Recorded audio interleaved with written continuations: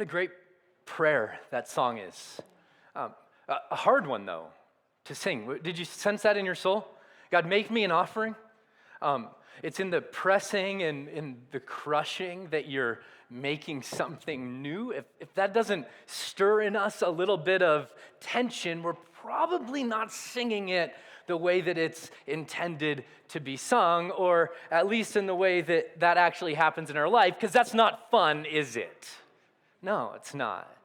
And in some ways, I think there were a number of us who walked out of our first intro message in this 4-week series, and really this 4-week series is sort of like one long message, and you may be thinking to yourself, Ryan, they're all one long message, but this one is one long message.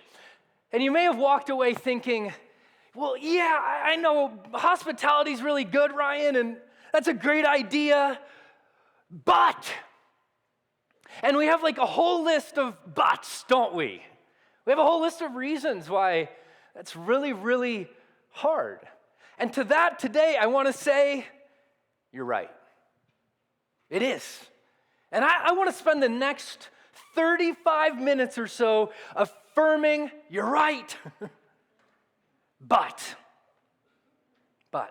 I can remember the day vividly. I was a sophomore in college at the wonderful Colorado State University, go Rammies, proud to be a CSU Ram, and was walking across our courtyard, and I saw a man who had a really long beard, sort of unkept, had a smock on that it looked like was homemade, had pants that looked like they were homemade, and he was holding a cardboard sign that said, "What do you think about Jesus?"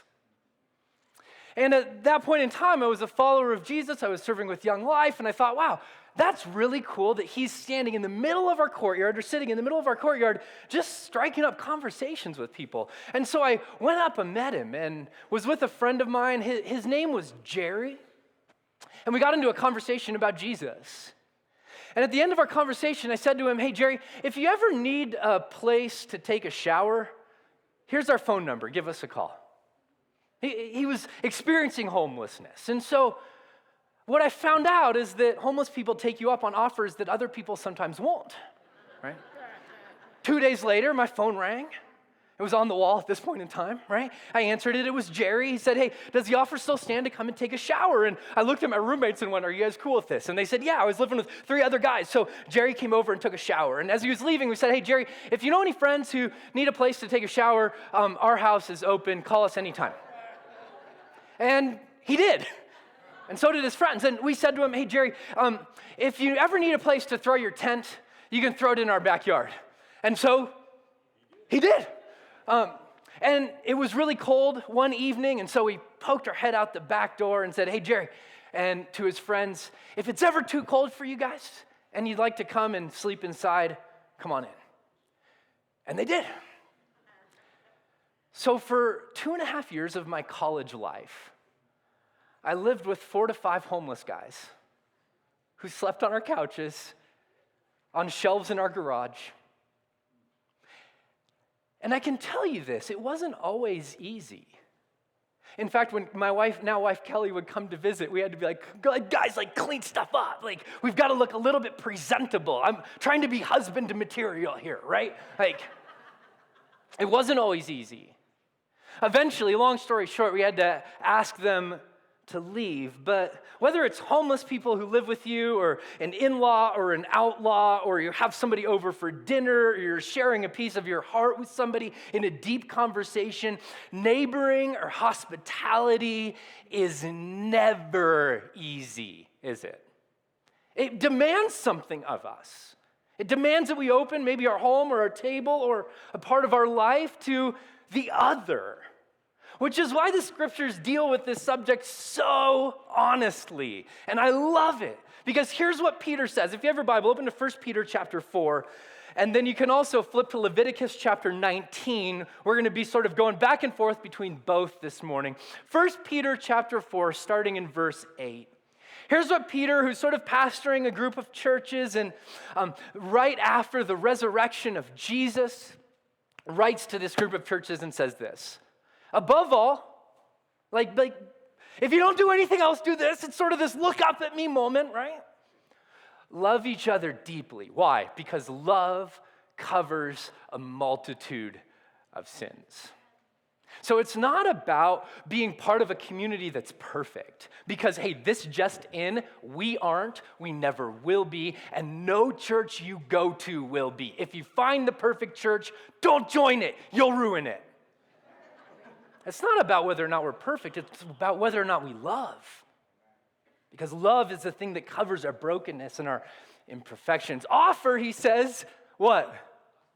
Hospitality. In the Greek, it's that word we talked about last week. Philoxenos, two Greek words put together. Love of whom? The stranger. Love of the stranger. Offer love to the stranger, to one another without grumbling.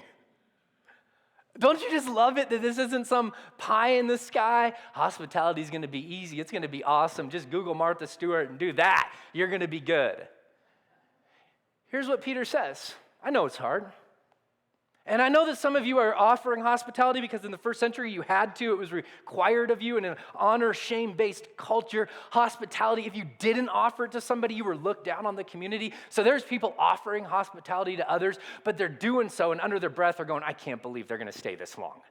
Are you kidding me? They brought just chips and salsa to dinner. Who are these people, right? Their kids are climbing all over our new furniture, right? Like, not that we do any of this, okay? But he says, offer it without grumbling. So when we think of the word hospitality, we oftentimes think of food. We think of having people over into our home, and it's certainly that. But if you were to go back into the audience of Peter, they would have had something very different or expanded in their mind. Certainly hospitality is about offering food. It's that. But in the first century, here's what it meant.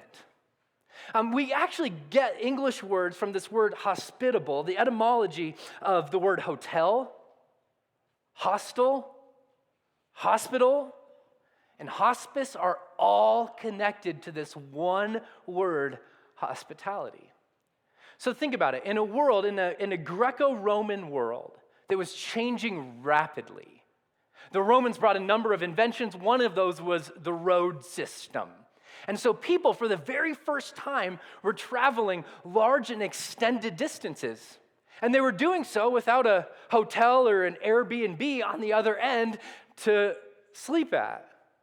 And so followers of Jesus were known in the early Greco-Roman world for opening their homes to people to come and to stay in. They sort of picked up on this need and they met it with hospitality.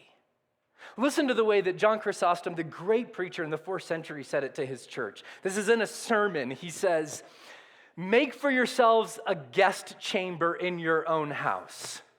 Set up a bed there and a table with a candlestick. Have room to which Christ may come and dwell. This building is set apart for him. Could you imagine that as a practice at the end of this message? Like set up a room in your home, have it ready just in case somebody, anybody, a stranger knocks on your door and needs a place to stay that night. That this was the ethos of the early church. In 362, the emperor then Julian of the Roman Empire, who was not a follower of Jesus, looks on to the other Hellenistic, the Greek leaders of the day, and he looks at the Christians offering hospitality, and he goes, you guys, we've got to be more like this. We've got to do what they're doing. Here's what he says, and I quote in a letter he was writing to one of his leaders. Why then do we not observe how the kindness of Christians to strangers, their care for the burial of the dead, their sobriety of their lifestyle has done to advance their cause? He says, each of these things, I think, ought to really be things practiced by us. So if you want to know, how did the early church expand? Well, they opened their homes. They didn't have some robust, amazing plan for reaching the world that was on some whiteboard. They just had this one methodology. Deeply care about the people around you and open your home to them. If somebody needs a place to stay, give them a place to stay. If somebody needs food, give them food. In 370, Basil, who became known as Basil the Great, the bishop of Caesarea, established the very first hospital. Did you know that part of our offering as followers of Jesus, as offering hospitality, we developed the first hospital? 370 to care for the lepers in the community. People nobody else wanted to touch. Basil said, we're followers of Christ. We're going to open ourselves to that. The monasteries became sort of hospitals. They were sort of outposts on the edges where people were cared for physically and spiritually. They weren't for retreat. They were for impact. So when Peter says offer hospitality to one another without grumbling, he's certainly thinking about a meal, but he's thinking about more than that. He's thinking about a lifestyle. And you could see how that lifestyle might mess with your plan just a little bit, can't you? I tell you that to give you sort of a lesson in hospitality and what it meant, but also to open our minds up to start dreaming again. I want to be part of a community that dreams. God, how would you have us do this in this day, in this time? Where, don't turn your home into a hospital unless you're like a registered doctor or nurse or medical professional, please, okay? But what might it look like to offer radical hospitality in the place that you live? Offer it without grumbling, Peter said, and we grumble. Here's why we grumble, because hospitality is hard. It's inconvenient, it's expensive, and it's invasive. And this is sort of our cultural moment. This is the moment that we live in. Hospitality is inconvenient, isn't it? I mean, it takes time. It takes time to open your life, to open your home, to people around you. And we are maxed out on time, aren't we? No? You're not? If you're not, praise Jesus. But we have work, we have family, we have sports, we have hobbies, we have other commitments, and we tend to run through life at a frantic pace. Does anybody want to say amen? Amen. There's an overload of options of things to do with our time now, isn't there? You can fill it in a number of different ways, and we do. We do, and then we wonder, where did the time go? Not only that, but hospitality is inconvenient because we are just a little bit obsessed with entertainment, aren't we? And so just a moment of honesty, right? Like I told you last week, I don't stick the dismount on this every time. My wife, after the message, said, I think you were a little bit hard on us. And so that's her way of saying, I think we're better than you think we are, but fair enough, you know? She's not here this service, so. There have been times, you don't need to nod, you don't need to agree, you don't need to elbow anybody, when I have resisted offering hospitality because there was a game I wanted to watch, or there was a movie I wanted to watch, or there was a show that I wanted to catch up on. Right? And so in a world where we can get it anytime we want it, we start to close ourselves off just a little bit, don't we? And it's not cheap to have people over. If you offer somebody a meal, you open your home, you want it to be at least slightly presentable. But most of us in this room, if the statistics hold true, the average American carries $6,000 in credit card debt, and the average American household has $10,000 in debt. And so we go, well, that's something we can cut, right? Not only that, but I think maybe the biggest sort of obstacle that we face, the biggest grumbling that we go, I don't know if I want to do that, is that hospitality is invasive. You just have to flip on HGTV, you know, the show about all the houses that look better than yours. The whole station about that, where they go in and they remodel a house, right? And what are the words that they use to describe the house? Oh, this house is an oasis. This house is a private retreat. This house, oh, look at the privacy fences. Look, this house is great. You don't have to talk to anybody around you. I mean, we might as well just build a moat around our house, right? With a drawbridge, and we're like, what's the magic password? Sorry, right? Whatever they did with moats, I don't know. Yeah, that's the way that we often view it, isn't it? We crave community, but we base our lives around isolation. And that's just a method for protection. And okay, so hear me on this. If you're like, gosh, Paulson, I felt bad last week, thanks.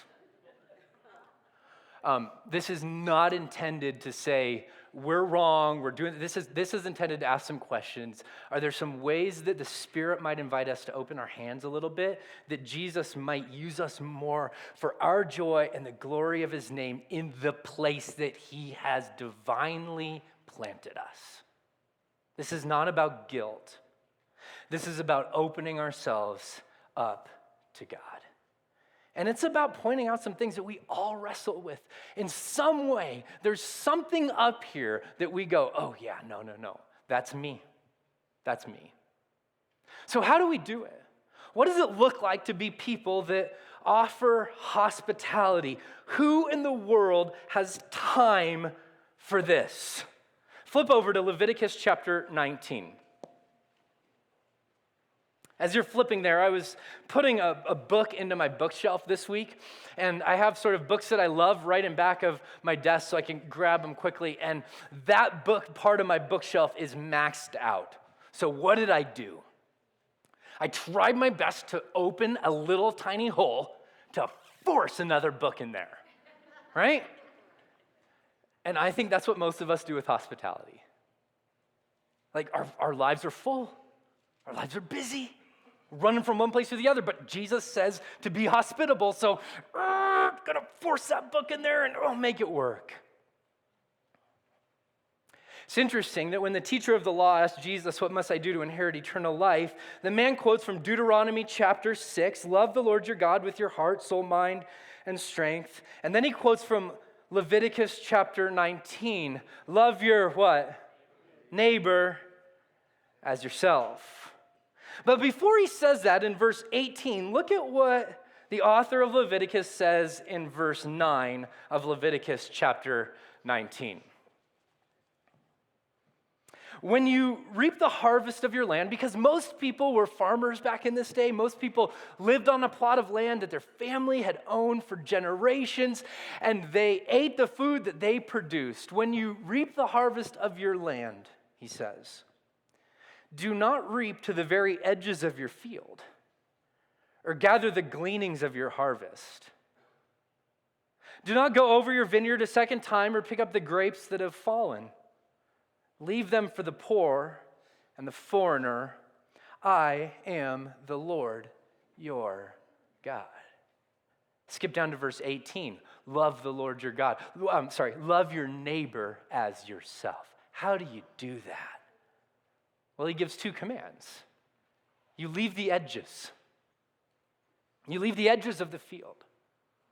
And when you harvest it, resist the urge to go back and pick up all the little pieces of grain or whatever you're growing, of grapes, that you have dropped. Leave them. Why? So that you can be a good neighbor. So that you can love your neighbor as yourself. Love your neighbor who's a foreigner, love your neighbor who's poor, love your neighbor who's a friend. So you get the picture. You have this sort of square plot of land, and they don't say exactly how much margin is supposed to be left. They only say leave some. Maybe it's proportionate to how big of a field you have. The bigger the field, the bigger the edge. But look up at me for a second. Here's what the author of Leviticus knows. It's impossible to love your neighbor if you don't have any margin in your life. If you don't have any margin around the proverbial field of your life, you cannot be a neighbor. Turn to the person next to you and say, leave the edges. Leave the edges. Leave the edges, that's right, because intentional margin is the thing that creates capacity for vibrant hospitality. Intentional margin.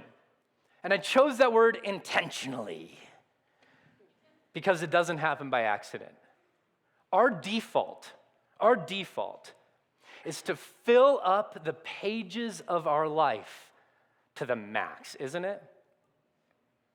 You ever have an English teacher that was like ruthless about margin around the edge of the paper? They would like measure it, and if it was just a little bit over or a little bit less, they were cracking down on you.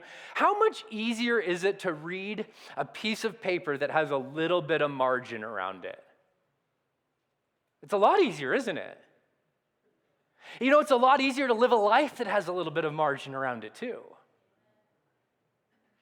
But here's the problem. Here's my problem, okay?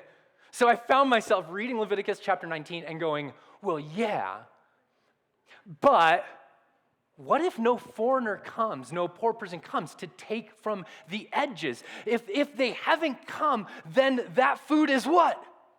Wasted. And my commitment to productivity, to maximizing my life, to making the most of my time demands that I push it to the edges, right? And I sensed God say, look up at me, Paulson. What if the best parts of your life happen in the margins? What if the most impact you have happens in the margins? What if the most joy that you find takes place in the margins? What if those moments where you go, oh man, God, it's good to be alive, happens in the white space around your life? Yeah. And I think, if you were to step back, I think you would affirm that's true. That's true. And if you do not prioritize margin in your life, you will not have any. If you don't choose to create margin, you won't have any. Someone once said, if you don't design your life, somebody else will. They'll tell you what to do with the edges of your field, or you'll just start reaping out to the very corners and the edges. Friends, and you may want to write this down. I think this message, if we could summarize it in one succinct phrase, it could be, God is inviting us to live by design, not by default. And the nation of Israel, for them to leave the edges of their field, for strangers, for foreigners, for people that they didn't care for much, to say, come and take a little bit from me, was countercultural. And if you start creating margin in your time, in your finances, in the space that you have, and the openness to people around you, it will feel different. It will. Because our lives are full. So the question is, what is this like? How might we do this? What heart postures are necessary to say, God, we want to be people of margin. We want to do that. How many of you would say, like, yeah, I think I want to do that? What does it take, though? Because all of us would say we want to do it, and so many of us live this kind of a life, don't we? Flip back over to 1 Peter chapter 4. Because Peter's going to continue this idea of offer hospitality without grumbling, and we said we do that by creating intentional margin for people to come and to receive from us, but what needs to happen in our life to get there? Here's what he says. Each of you should use whatever gift you have received to serve others as faithful, what? Stewards of God's grace in its various forms. A steward is not an owner.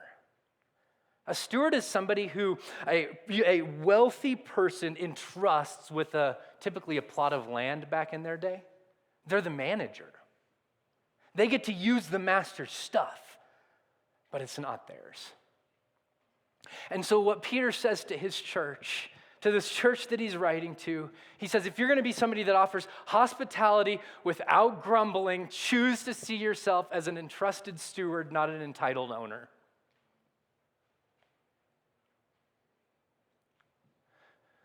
So let's just get it out there. I just want you to repeat after me. My time is not only my time. My money is not only my money. My house is not only my house. If we are apprentices of Jesus, our time, our money, our space is something that we are stewards of, not owners. Not owners. And so, as part of that, there's a few things that I just want to encourage you. Can we just, as a community of faith, just say we want to categorically reject the badge of busyness? That in some way, busy makes us important. You know, like you ask somebody how you're doing and they're like busy and you're like, wow, you must be a big deal. Right? Can we just as a community say, we're going to choose not to use busy as a metric for how important we are or how productive we are? Because some of the most productive people in the world are not the busiest people. Do you know this? They're actually the most intentional people you know. Here, let me say it this way. You are not a slave to your calendar. You are a steward of your time. You're a steward of your time. And I get it, you work 9 to 5, but that does leave some room in there to say, God, how do you want me to use this time? How do you want me to use this space? What do you want me to do with it? I love the way John Ortberg said it. He said, the most serious sign of hurry sickness is a diminished capacity to love. And here's why this is so important, you guys. Love and hurry are fundamentally incompatible. Love always takes time, and that's the one thing hurried people don't have. So how do you create margin?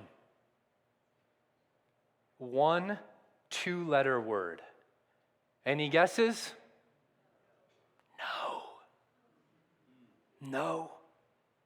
Can I encourage you to practice saying it this week? And resist the voice in the back of your head that says, well, that's unspiritual. Jesus maxed out his time. Jesus was this beautiful combination of certainly making a massive impact in 3 years of public ministry. We are here because of him.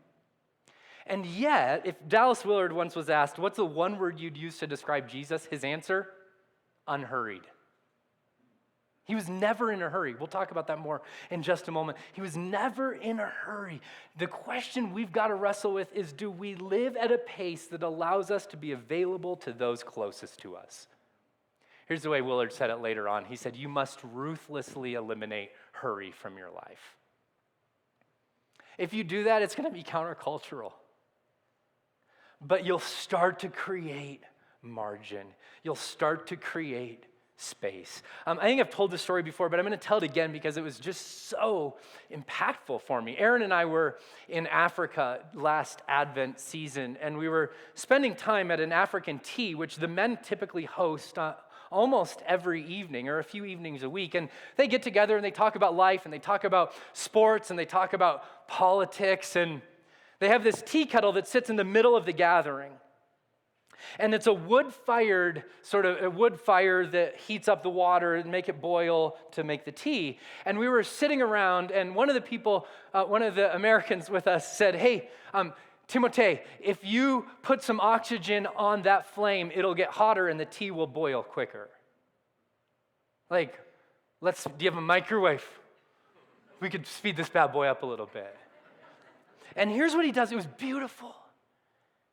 He looked at us and he said, this, and he pointed to all the people in the circle, this is the point of the tea. It's not about the tea. He said, you Americans have watches, but we Africans have time. And yeah, wow. I started to think to myself, I wonder if we'd have more tea if we had less TVs. I wonder if we'd have more time, if we had fewer ways to distract ourselves and to be busy. Like, what if this week you started as a practice, you started to just slow your life down intentionally? Here's a few ways you could do this. You could decide you're only going to drive the speed limit this week. Next, any other ideas, Ryan? Okay, sure. What if you decided to choose the slow lane at the grocery store? I've brought up a few of these before, but these are practices you can do to actually slow your life down, to create margin. You will start to see the people around you. What if you took one meal a day, and you ate it slower than you normally eat it? And really focused on like the chewing and the tasting. Have you ever gotten done with a meal and thought, I know that tasted good, but I don't remember what it tasted like? And most of our meals, right?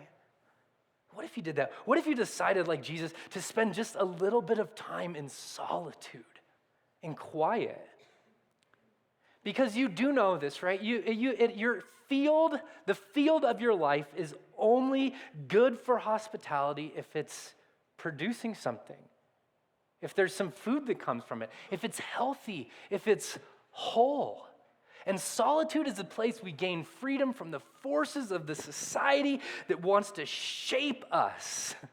See, almost everybody that writes about hospitality says that the demands of hospitality can only be met by persons sustained by a strong life of prayer and times of solitude. It's wholeness that creates the capacity for hospitality. Maybe you start getting to your appointments just a little bit early. Yeah, I know you'd have to sit in the waiting room. I get it. You know who else is in the waiting room? People. People that God might have an invitation for you in. What if we did the same with our money? What if we did the same with our space? Okay, I just want to speak to this just a little bit, and then we're going to move on, okay? But will you look up at me for a second? We have, in our day, in our culture, in our time, we view our house as our castle, as a place to retreat. What if, as followers of Jesus, we started to rewire that thinking to say, my house, my space is the platform God's given me for kingdom impact. Not just a place that I get away. You need to do that. You need to rest. You need to recharge. We just talked about that. But what if we just made this fundamental shift? God, you've given me this space, whatever it is, an apartment, a condo, whatever it is, in order to make a difference for your kingdom. You may own your house, but God owns your all.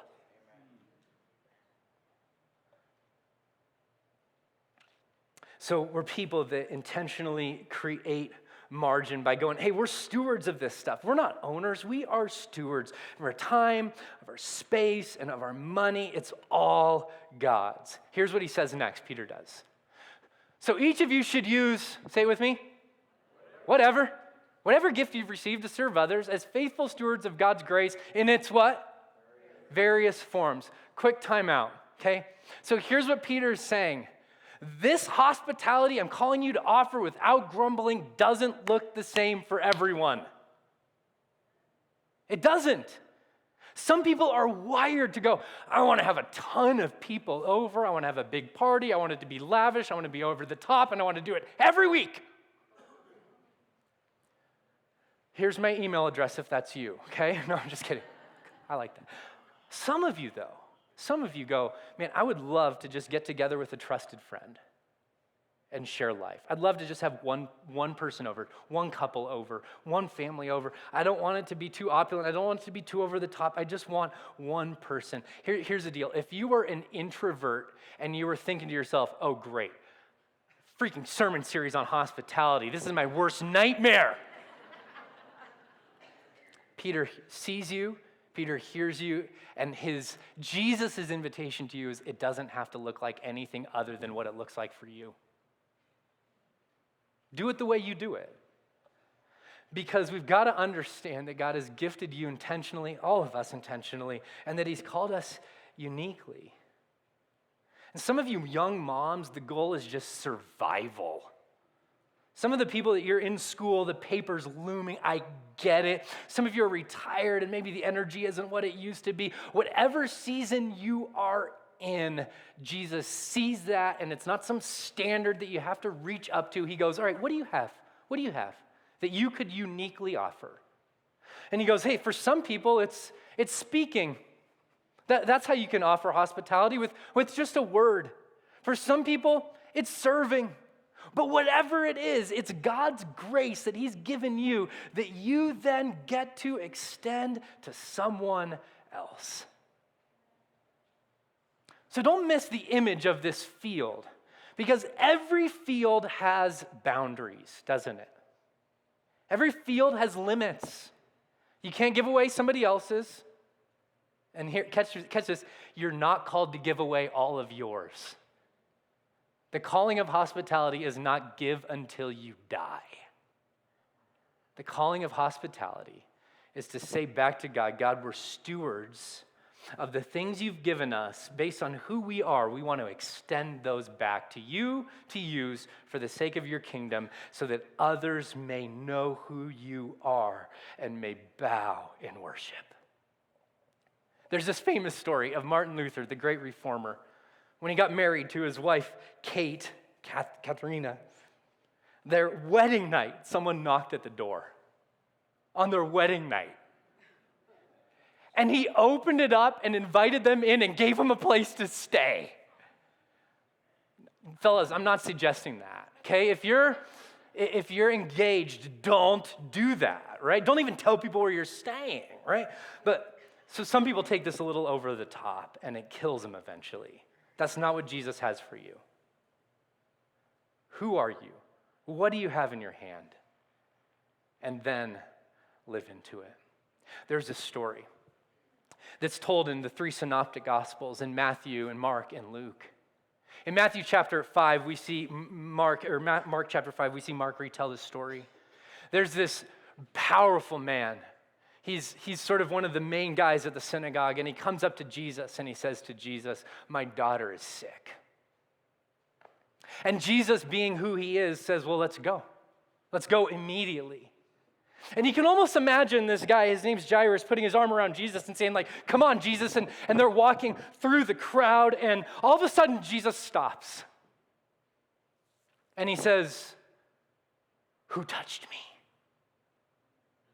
And I can imagine if I'm Jairus, I'm going, we got places to go, we got people to see, we've got a daughter who's sick. Jesus, come on. Who touched me? Everybody's touching you. Who cares? My daughter's life is on the line, right? There's this woman who's been bleeding for 12 years.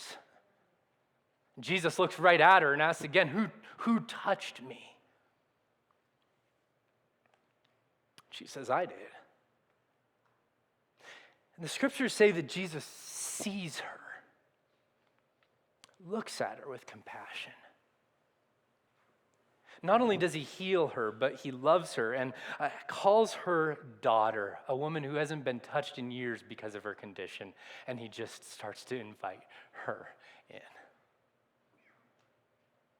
I think it's a beautiful picture of what it looks like to live a life of margin, because it means that we embrace interruptions as divine appointments, not as distracting inconveniences.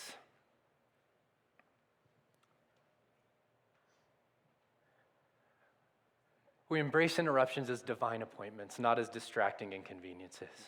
Did I skip the point before that? No one was going to tell me. You guys were all just like, he skipped the other point. So, okay, we talked about it, but I didn't put it up there. I apologize. Understand that God has gifted you intentionally and called you uniquely, okay? And then we embrace interruptions as divine appointments, not as distracting inconveniences. Okay, so you just look up at me just one more time today, okay? And we're going to land the plane here. The most important thing you do tomorrow may not be on your calendar. You might not be able to find it in your iPhone calendar. The most important thing God's inviting you to do may not be the thing that you set out to do. It was really cool. We threw this big party. A lot of you guys were a part of putting that on. We as a church just said we want to love our community, and we want to love our community well. And it was really neat because after Southfest, we got this email back from one of our partners in Love Inc. And Love Inc. is a great organization. And here's the email that they wrote back to Molly, who's one of our staff members. Catherine said this. She said, "Thank you so much for such a great opportunity. It was a fantastic event and a beautiful evening. I was able to talk with so many folks from South and from the community. We got 5 to 6 folks that were interested in volunteering, which we really deeply appreciate." She says, "I was also got reconnected with Rebecca Bell, who's the director over at her preschool, and we'll be following up with her about ways that we can support some of the preschool families that you serve."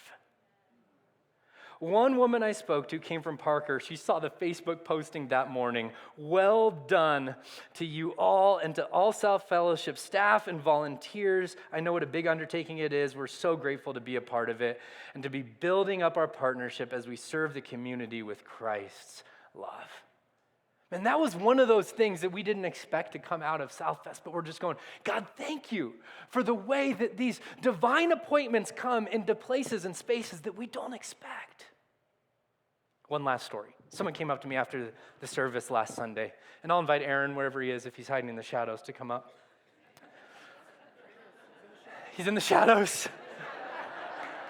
It's got to be a big shadow. He's 6'5", so yeah. Someone came up to me. Last week we shared that Tim Klibbe, one of members of our church, strong contributor, tragically passed away on Labor Day of this year, was in a motorcycle accident. Someone came up to me after service last Sunday and said, "I just want to tell you a story about Tim." They said, "My brother was stranded along the side of the road. He was just there along C-470, and a car pulled up behind him and just stopped, and someone got out and said, 'Hey, do you need a ride to the gas station?' And this person took him to the gas station and waited there 45 minutes while they figured out all the towing and all the things that were going on with the car, and he just waited there, just talked to him, and they didn't know each other. Well, this person came up to me after last service and said, the person that stopped for my brother was Tim Klibbe. Followed him to the gas station. It was a total inconvenience, wasn't expected, not in his calendar. But he said, my brother's always going to remember that some stranger, he said he was from South Fellowship Church, stopped. So what might it look like for us to do the same? To just hit pause long enough to say, God, we're stewards, we're not owners. It's not our time, it's not our money, it's not our house, it's not our energy, it's yours. You've only given me a certain amount of it, but how do you want me to use it? And we want to create space and we want to create margins so that we can, so that when those inconveniences come, we might see them as divine appointments, rather than throwing us off track, that God is calling us to be on track with Him. So this week, what's it going to look like to live it out? I've decided I'm going to give us the same set of practices every Sunday during this series. You have a block map on the back of your bulletin. Anybody have one more of those little boxes filled in this week? One more than you did last week? Roger, yes! Other people? Cool, awesome, Connie. Praise the Lord. Maybe you download the Nextdoor app and just start getting plugged in. We have someone over for dinner. Aaron hosted a bagel breakfast with his neighborhood on Saturday. Allison hosted it. Aaron was there, smart man. Maybe you prayer walk your neighborhood. What does it look like for you? I know it's inconvenient.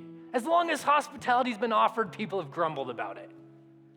But you stop grumbling when you see the way it could impact the people around you. Hey, as a gift, I'd love to give somebody coffee for their whole office someday. I think there's $50 on these Solid Grounds card. Anybody work in an office, you sort of drive past Solid Grounds and you'd like to bring your office or some sort of community that you're involved in coffee this week? Come on. I need two. I need two of you. Nicole, done. Come on up. Come on up. Awesome. Will you tell us a story? Yeah. Okay, cool. Awesome. Would you stand with me as we close our time together? We're going to sing the chorus of this song. That's a beautiful prayer, asking God to use us for the glory of his name. So Jesus, we surrender our stuff, our time, our energy, our thoughts. It's yours. We're stewards. We are not owners, Jesus. Remind us of that this week. And Father, I pray that when interruptions come into our life, that we might see them as appointments, not interruptions. Jesus, that we might open our hearts and our lives to others. As hard as that may be, would you show us what it looks like for us in the season of life that we're in and the time that we have and the resources that you've given us? What does it look like to love our neighbor as ourselves? Teach us. We're your disciples, apprentices. We want to follow after you. Amen.